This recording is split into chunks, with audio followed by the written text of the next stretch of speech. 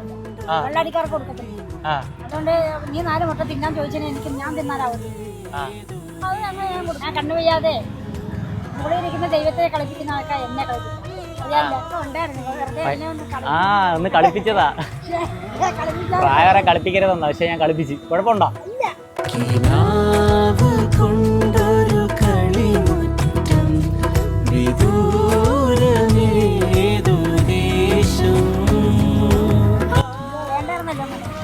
അന്ന് എനിക്ക് എന്തായാലും മുട്ട ഫ്രീ ആയിട്ട് തന്നില്ലേ? അല്ലെ പൈസ പിന്നെ തരാന്ന് പറഞ്ഞില്ലേ? ഇത് വീട്ടിലേക്ക് കുറച്ച് ആവശ്യമുള്ള സാധനങ്ങളൊക്കെ പിന്നെ അമ്മയ്ക്ക് കഴിക്കാനും. അമ്മ ഇരിക്കുന്നതെന്ന് പറഞ്ഞാൽ നമ്മളെ കല്യാൺ സിൽക്സിന്റെ അടുത്താണ്. അപ്പൊ ആരെങ്കിലും ഇതിലൂടെ പോവാണെങ്കിൽ മുട്ട മേടിക്കണം കേട്ടോ.